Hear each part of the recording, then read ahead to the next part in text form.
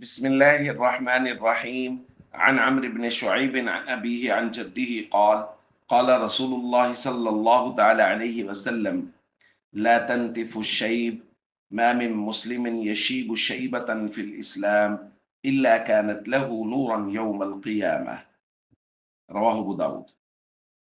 نبی کریم صلی اللہ علیہ وسلم نے ارشاد فرمایا، سفید بال مت نوچا کرو۔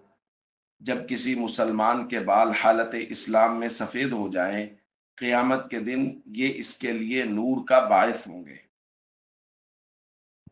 دوستو،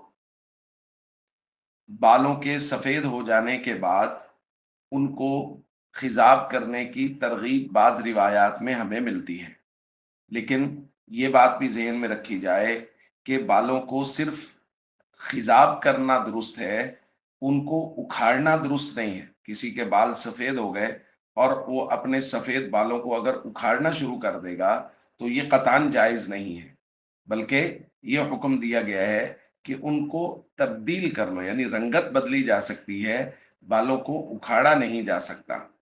اور سفید بال سب سے پہلے سیدنا ابراہیم علیہ السلام نے سفید بالوں کو دیکھا۔ کان ابراہیم اول الناس رأى الشیب فقال یا رب ما هذا، پوچھا اے رب یہ کیا ہے؟ قال الرب تبارک و تعالی وقار یا ابراہیم، ابراہیم یہ وقار ہے۔ قال رب زدنی وقارا، اے اللہ میرے وقار میں اضافہ فرما۔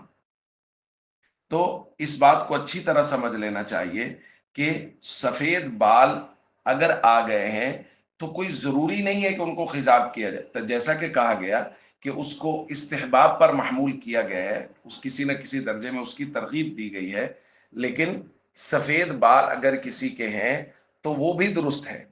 اس کے ساتھ ساتھ یہ بات ضرور ذہن میں رکھی جائے کہ سفید بالوں کا رنگ بدلنے کی ترغیب دی گئی ہے۔ اگر کوئی سفید بالوں کو اکھاڑنا شروع کر دے گا تو وہ درست نہیں ہے، جیسا کہ ہم نے روایت میں پڑھا۔ السلام علیکم ورحمۃ اللہ وبرکاتہ۔